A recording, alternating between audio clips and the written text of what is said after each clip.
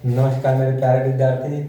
मैं आप लोगों के लिए आज कक्षा 9 से विषय हिंदी से पाठ 6 पुनर्मिलन लेकर आया हूँ, जिसके लेखक जयशंकर प्रसाद जी हैं। देखिए, तो बिना देरी किए हुए मैं आपको इसके अर्थों को समझाना शुरू करता हूँ। और मुझे आशा है कि मेरे प्यारे विद्यार्थी आप इसे पढ़ेंगे और अपने कॉपी में नोट कर लेंगे, और पढ़ करके कॉपी में नोट करके उसे आप याद करेंगे और याद करके मनन करेंगे मेरे प्यारे विद्यार्थी। तो देखिए, ध्यान दीजिएगा बोर्ड पर। देखिए, पहली पंक्ति है, चौंक उठी अपने विचारों से, चौंक उठी अपने विचारों से, कुछ दुरागत धवन सुनती, इस निस्तब्ध निशा में कोई आ रही चली आ रही कहती, अरे बता दो मुझे दया कर कहाँ है प्रवासी मेरा, उसी बावले से मिलने को डाल रही हूँ मैं फेरा। तो मेरे प्यारे विद्यार्थी, इसे हम बड़े ध्यान से पढ़ेंगे और इसका गायन का रूप होता है तो गा करके भी पढ़ेंगे, क्योंकि यह कामायनी महाकाव्य से लिया गया सर्ग है, जिसको आपके किताब में पुनर्मिलन के नाम से दिया गया है। तो पहली पंक्ति का अर्थ देखते हैं मेरे प्यारे विद्यार्थी। चौंक उठी अपने विचारों से, चौंक उठी अपने विचारों से, कौन अपने विचारों से चौंक उठी? इसमें पहले मेरे प्यारे विद्यार्थी मैं आपको बता देना चाहता हूँ, इसमें 3 पात्र हैं, 4 पात्र हैं। पहला पात्र इसमें श्रद्धा है, दूसरा पात्र इसमें मनु जी है, तीसरा पात्र इसमें कुमार है, और चौथा पात्र इसमें ईड़ा है, जो कि ईड़ा प्रदेश की महारानी है। तो इस जयशंकर प्रसाद जी ने इसमें इस पाठ में ऐसे लिखा है कि मनु श्रद्धा से नाराज होकर के अपने घर को छोड़ करके कहीं चले जाते हैं, और श्रद्धा सोती हुई स्वप्न देखती है कि वह कहीं घायल होकर के पड़े हुए हैं, और उन्हें खोजने के लिए, उनसे मिलने के लिए उनके पास जाती है। और ईड़ा प्रदेश की महारानी अपने विचारों में खोई हुई है, और यह जाती हुई चिल्लाती हुई रोती हुई जा रही है। तो जो ईड़ा प्रदेश की महारानी है अपने विचारों से में खोई हुई है, वह चौंक उठी अपने विचारों से, अपने विचारों से चौंक उठती हैं, अचंभित हो जाती हैं कि अचानक कुछ दुरागत ध्वनि सुनती, दूर से आई आदमी वाली कुछ ध्वनि को सुनकर, दुरागत का अर्थ होता है दूर से आने वाली ध्वनि, दूर से आने वाली ध्वनि को सुन करके वह चौंक उठती हैं। कौन चौंक उठती है? ईड़ा प्रदेश की महारानी ईड़ा। इस निस्तब्ध निशा में कोई चली आ रही कहती, इस निस्तब्ध निशा में, निशा मतलब रात्रि में, निस्तब्ध माने शांत रात्रि में कोई चली आ रही है कहती। क्या चली आ रही है कहती? अरे बता दो मुझे दया कर कहाँ प्रवासी है मेरा, मुझे दया करके यह बता दो कि मेरा प्रवासी कहाँ है, जो मुझसे नाराज होकर के घर छोड़ करके कहीं चला गया है, वो मुझे दया कर बता दो। उसी बावले से मिलने को डाल रही हूँ मैं फेरा, और मैं उसी बावले से मिलने के लिए घूम रही हूँ, उसी को खोज रही हूँ। फेरा का मतलब होता है फेरी डाल रही हूँ, अर्थात आप देखे होंगे कि गाँव में लोग फेरी करने वाले आते हैं, यानी गाँव में घूमते हैं, बेचते हैं अपने सामानों को। इसी प्रकार वो अभी दर बदर भटक रही है, खोज रही है उसे। इसलिए इस पंक्ति में जयशंकर प्रसाद जी ने लिखा कि डाल रही हूँ मैं फेरा, मैं अपने उस बावले को ढूंढने के लिए फेरा डाल रही हूँ, उन्हें खोज रही हूँ। तो मेरे प्यारे विद्यार्थी, आशा है कि आपको यह पहला पंक्ति समझ में आया होगा। दूसरी पंक्ति को हम लोग देखेंगे अभी अगली। तो मेरे प्यारे विद्यार्थी, मैं आशा करता हूँ पहला पद आपको समझ में आया होगा। दूसरे पद की ओर चलते हैं, देखते हैं दूसरे पद को। रूठ गया था अपने पन से, चल तो ऐसे गा करके पढ़ते हैं पहले मेरे प्यारे विद्यार्थी। रूठ गया था अपने पन से अपना सकीन उसको मैं, वह तो मेरा अपना ही था भला मनाती किसको मैं। यही भूल अब सूल सदृश हो, साल रही उर्मे मेरे, कैसे पाऊंगी उसको मैं, कोई आकर कह दे रे। क्या गजब की कविता, क्या गजब का काव्य है। और जयशंकर प्रसाद जी ने बहुत ही सुंदरता से इसे लिखा है मेरे प्यारे विद्यार्थी। तो चलते हैं, इसको देखते हैं, इसके अर्थों को समझते हैं। रूठ गया था अपने पन से, वह अपने आप से ही मुझसे रूठ गया था। रूठ गया था अपने पन से, वह अपने आप ही मुझसे रूठ गया था। अपना सही न उसको मैं, वह मुझे प्रणय करने के लिए कह रहा था, लेकिन मैंने मना कर दिया। मैं उसे प्रणय न कर सकी, उन्हें अपना न सकी, इसलिए वह रूठ गए थे। वह रूठ गए थे। वह तो मेरा अपना ही था, वह तो मेरा अपने ही थे, मेरे ही थे। भला मनाती किसको मैं भला किसको मनाती। यही भूल अब सूल सदृश रहा। यही भूल, यह जो भूल मैंने कर दिया कि उन्हें मनाई नहीं, यह भूल अब सूल सदृश, सूल का मतलब होता है कांटे की भांति, सदृश माने चुभ, कांटे के समान, सदृश माने समान हो करके, साल रही उर में मेरे, साल माने चुभ रही है, उर माने होता है हृदय में मेरे। अब यही भूल कांटे के समान होकर के मेरे हृदय में चुभ रही है, कैसे पाऊंगी उसको मैं, कोई आकर कह दे। ये श्रद्धा रोती हुई कह रही है कि कैसे मैं आखिर उन्हें फिर से प्राप्त कर लूँगी, कोई आकर मुझे बता दे। यह संबोधन का चिन्ह लगा है मेरे प्यारे विद्यार्थी, इसलिए लगा है कि यह श्रद्धा कह रही है और यह बहुत ही अच्छा काव्य है। तो चलते हैं तीसरे पद की ओर। आशा करता हूँ आप इसे अपनी कॉपी में नोट कर रहे होंगे और लिख रहे होंगे, तो लिख लीजिए मेरे प्यारे विद्यार्थी, स्क्रीनशॉट भी ले सकते हैं।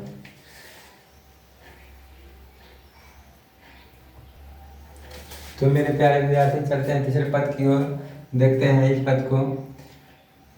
ईड़ा उठी दिख रहा राजपथ, धुंधली सी छाया चलती, बाड़ी में करुण वेदना थी, वह पुकार जैसी जलती, शिथिल शरीर वसन विशृंखल कबरी अधिक अधीर खुला, छिन्न पत्र मकरंद लुटी सी जो मुरझाई हुई कली। तो चलते हैं मेरे प्यारे विद्यार्थी, इसके अर्थों को देखते हैं और समझते हैं, और जहाँ तक हो सके आप अपनी कॉपी में इसे नोट कर लें, क्योंकि नोट करते रहते हैं इसके अर्थों को, तो बाद में आप इसे पढ़ते रहेंगे और आप याद कर लेंगे और अपने दिमाग में बैठा लेंगे। ईड़ा उठी अपने विचारों से, ध्यान से देखेंगे। ईड़ा उठी दिख पड़ा राजपथ, जब ईड़ा किसी को रोती, ईड़ा अपने विचारों में मग्न थी और वह किसी को रोते हुई जब दिखी तो उठ पड़ी, और उठ करके जब बाहर आई तो ईड़ा उठ पड़ी और उठ करके जब बाहर आए तो दिखा राजपथ, राजमार्ग उसे दिखा, और राजमार्ग पर धुंधली सी छाया चलती हुई दिखाई पड़ी। धुंधली सी छाया चलती हुई दिखाई पड़ी, और जो धुंधली सी छाया जो चलती हुई दिखाई पड़ रही है, उस धुंधली सी छाया में बाणी में करुण वेदना था। उस छाया की बाणी में करुण वेदना था, गंभीर दयनीय आवाज थी उसकी, और वह पुकार जैसी जलती, वह पुकार ऐसा लग रहा था जैसे कोई ज्वाला जल रहा हो, ऐसी जलती हुई उस पुकार आ रही थी। यानी उसके अंदर से, उसकी आत्मा से करुण वेदना की लहर निकल रही थी, इसलिए लेखक यहाँ लिख दिया, वह पुकार जैसी जलती। शिथिल शरीर वसन विशृंखल, शिथिल शरीर, उसका शरीर स्थिर था, उसका श्रद्धा का शरीर पूरा स्थिर था, और वसन माने होता है उसका वस्त्र, विशृंखल माने होता है अस्त व्यस्त थे, विशृंखल माने अस्त व्यस्त होता है। मेरे प्यारे विद्यार्थी, कबरी का मतलब होता है चोटी, यानी उसके बाल, वह अधिक अधीर खुला, वह उसके बाल बिखरे हुए थे। यानी कि मेरे प्यारे विद्यार्थी, ईड़ा जब अपने विचारों से चौंक कर उठी तो राजपथ की ओर देखा तो धुंधली सी छाया चलती हुई दिखाई दी उसे, और जो धुंधली सी छाया जो चल रही थी उसकी वाणी में करुण वेदना थी, और वह वेदना ऐसी पुकार थी जैसे जलता हुआ मान पड़ रहा था कि बहुत जल रहा है उसका शरीर अंदर से। और जब उसने उसे ईड़ा प्रदेश की महारानी ईड़ा ने देखा तो वह उसके शरीर को देखते हुए ऐसा लगा कि उसका शरीर बहुत थका हुआ है और उसके वस्त्र इधर उधर भी अस्त व्यस्त बिखरे हुए थे और उसके बाल खुले हुए थे और बिखरे हुए थे। ऐसा लग रहा था मानो छिन्न पत्र मकरंद। छिन्न माने छिन्न माने अलग अलग, पत्र माने पत्ते की भांति, मकरंद माने मकरंद के पौधे के जो पत्ते होते हैं, कलियों के जो पत्ते होते हैं, कलियों के जो पुष्पों के पंखुड़ियाँ होती हैं वह छितराए हुए हैं या फैले हुए हैं लूटी सी। ऐसे लग रहा है जैसे उसको कोई तोड़ दिया है, लूट गए ये। और जो मुरझाई हुई कली, जिस प्रकार मुरझाई हुई कली होती है उस प्रकार मुरझाई सी दिख रही थी मेरे प्यारे विद्यार्थी। आशा करता हूँ कि यह सब आपको समझ में आया होगा। और हम चलते हैं अगले चौथे पद की ओर। तो मेरे प्यारे विद्यार्थी आप इसे अपनी कॉपी में नोट कर लें। मेरे प्यारे विद्यार्थी चलते हैं चौथे पद की ओर। देखते हैं नव कोमल अवलंब साथ में। तो नया कोमल अवलंब साथ में, अवलंब मीन्स होता है सहारा, नया सहारा यानी श्रद्धा का बच्चा कुमार भी उसी के साथ में है। वह किशोर उंगली पकड़े, वह माने होता है उम्र वाला, किशोर उम्र वाला यानी किशोर उम्र वाला वह श्रद्धा का बेटा उसके साथ में उसकी उंगली पकड़े हुए चल रहा है, चला आ रहा है मौन धार, चला आ रहा है रहा मौन धर सा। वह चला आ रहा है मौन धारण किए हुए चला आ रहा है अपनी माता के साथ, अपनी माता का उंगली पकड़े हुए, अपनी माता को जकड़े हुए। थके हुए थे दुखी बटोही, वे दोनों दुखी थे और थके हुए थे। बटोही माने रास्ता पर चलने वाला राहगीर। वे दोनों ही माँ बेटे, माँ और बेटे दोनों ही थके हुए थे और रास्ते पर चल रहे थे। रास्ते पर चलने वाले बटोही राहगीर माँ बेटे दोनों ही थके हुए थे। खोज रहे थे भूले मन को, खोज रहे थे भूले मन को कहने का अर्थ है कि जो मन रास्ता, जो मन अपने घर को छोड़ करके भटक गए थे उन्हें खोज रहे थे। जो घायल होकर लेटे, जो घायल होकर के कहीं मूर्छित अवस्था में पड़े हुए थे, जैसा कि श्रद्धा ने सब देखा था कि मन कहीं घायल होकर के रास्ते में पड़े हुए हैं, तो उन्हीं को खोजने के लिए श्रद्धा घर से बाहर निकली हुई है। और वही कहानी इस पुनर्मिलन में चल रहा है। नव अलम साथ में वह किशोर उंगली पकड़े, नव कोमल अवलंब, नया कोमल शरीर वाला, सहारा देने वाला, साथ में वह किशोर उम्र वाला, माने होता है उम्र, किशोर उम्र वाला उंगली पकड़े हुए चला आ रहा था मौन धारण किए हुए, अपनी माता को जकड़े, अपनी माता को पकड़े हुए।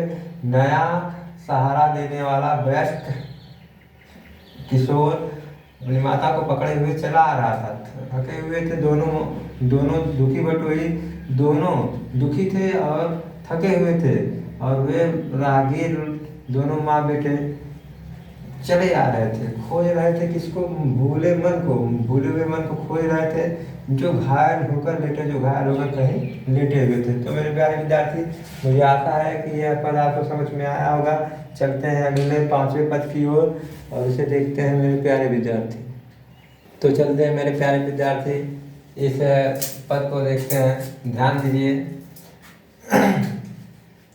ईड़ा आज कुछ द्रवित हो रही, ईड़ा प्रदेश की महारानी ईड़ा, जो कि बहुत ही कठोर महारानी थी, लेकिन श्रद्धा और मनु को देख करके उसके मन में आज कुछ दया का भाव आ गया है। इसलिए लेखक श्री जयशंकर प्रसाद जी कह रहे हैं कि ईड़ा आज कुछ द्रवित हो रही, ईड़ा आज कुछ द्रवित हो रही है, आज उसके मन में कुछ दया का भाव आ रहा है। दुखियों को देखा उसने, इन दुखियों को देख करके उसके मन में आज कुछ द्रवित दया का भाव आ रहा है। पास और फिर पूछा, उनके पास पहुंची और फिर उनसे पूछा, तुमको बिसराया किसने, तुमको अभी किसने भुला दिया, किसने तुमको छोड़ दिया है।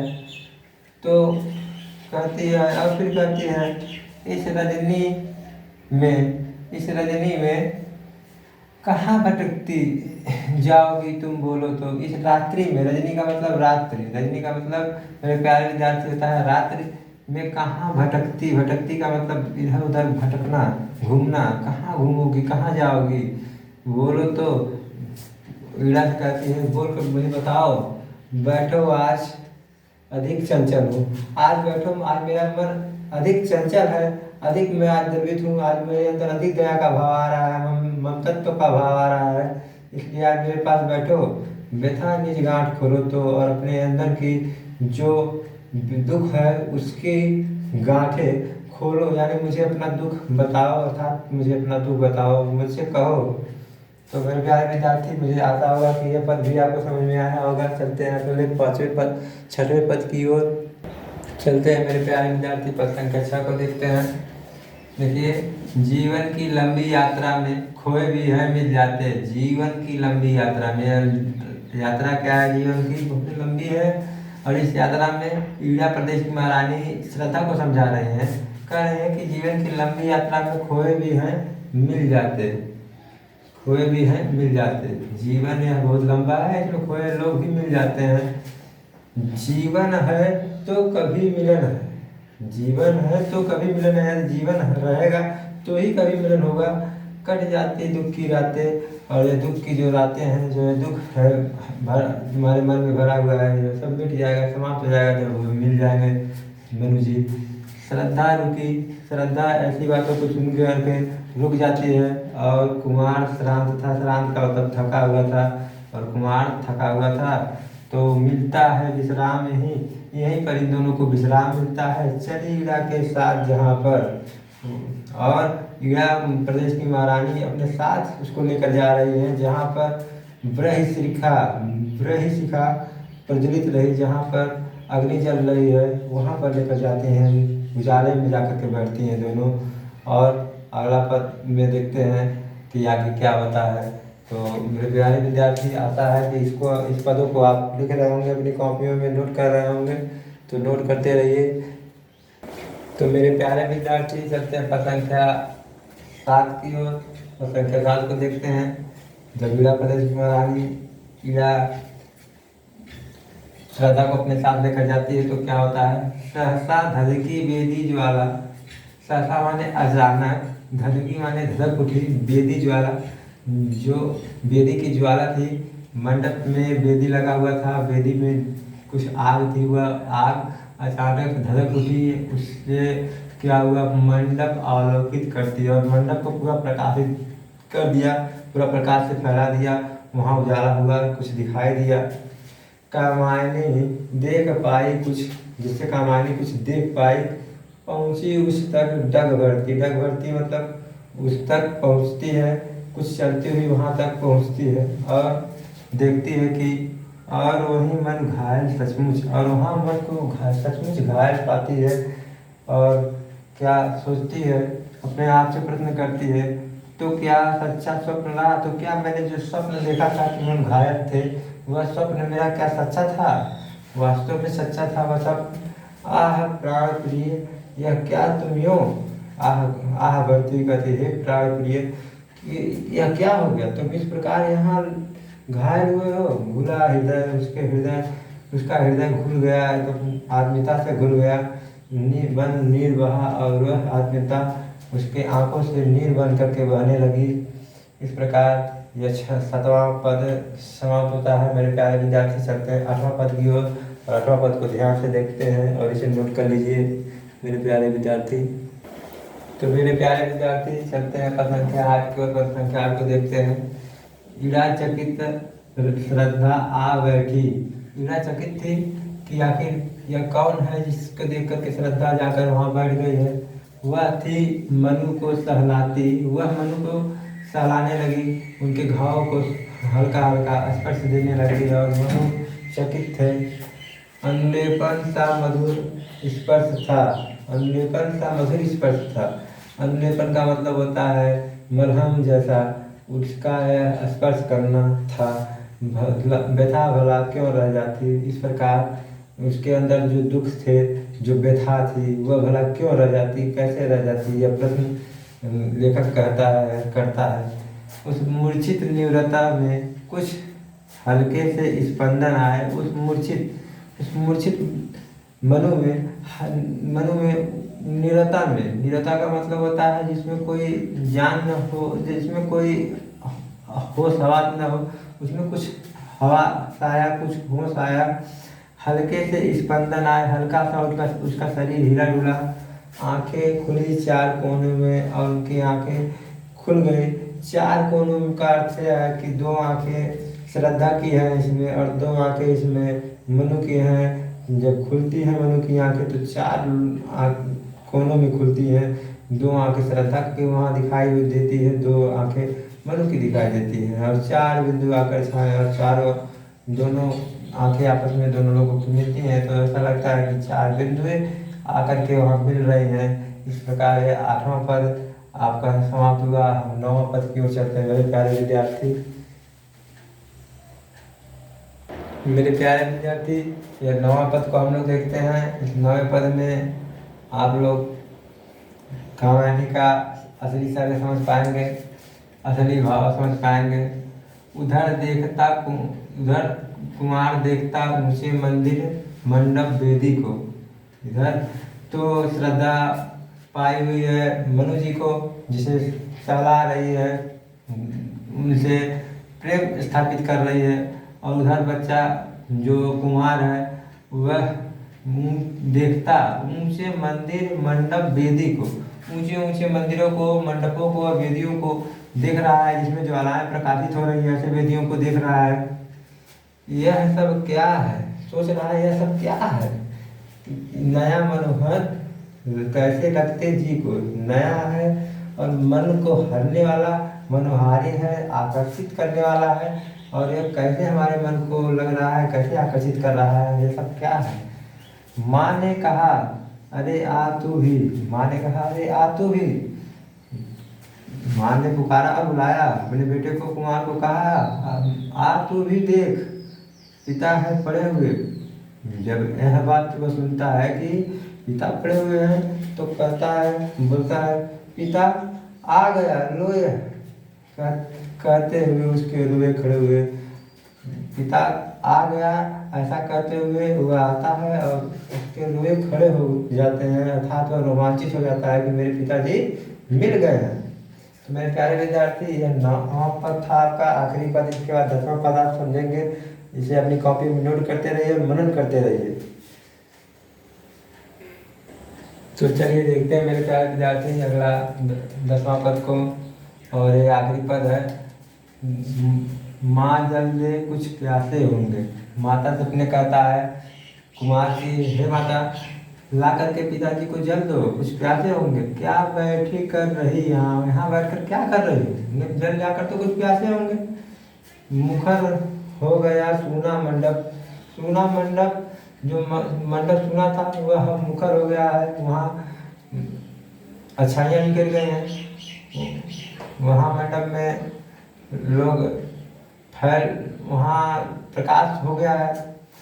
यह सजीवता रही कहाँ, अब ये इस प्रकार की सजीवता भला कहाँ रह गई। सूना मंडप था, वहाँ कुछ नहीं था, और अब जब मनु जी मिल चुके हैं तो, और बेटा उन्हें अपनी माता को जल ला करके पिलाने के लिए कह रहा है, उनके प्यार बुझाने के लिए कह रहा है, तो जो मंडप सूना था वह सूना नहीं रह गया है, मुखरित हो गया है, और यह सजीवता रही कहाँ, इस प्रकार की सजीवता भला कहाँ रह गई, यह लेखक प्रश्न करते हुए कह रहा है। उसके बाद फिर आत्मीयता घुली उस घर में, उस घर में आत्मीयता घुली। आत्मीयता का मतलब दो लोगों के आपसी मिलन, आपस में घुल गई, छोटा सा परिवार बना, और उनका परिवार छोटा सा बन गया।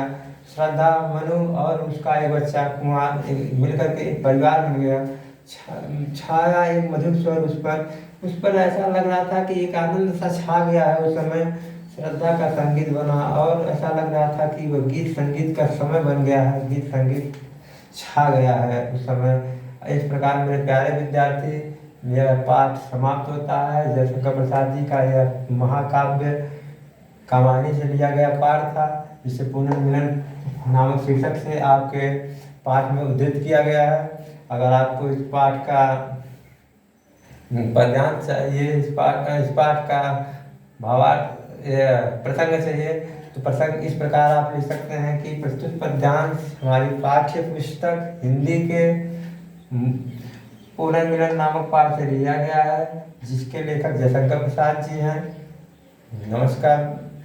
इसी के साथ यह समाप्त होता है और हम प्लीज़ इसे लाइक और सब्सक्राइब करें और एक दूसरे को शेयर करें, जिससे अगली वीडियो आपको मिले और जल्द ही आपको प्राप्त हो जाए। क्योंकि जो वीडियो बनता है वह जब आप सब्सक्राइब करते हैं, सदस्यता लेते हैं, तो आपको उस वीडियो का जो है वह वीडियो आपके सामने तुरंत ही आता है, आपके मोबाइल पर तुरंत दिखाता है और आप उसे देख करके पढ़ करके समझ सकते हैं।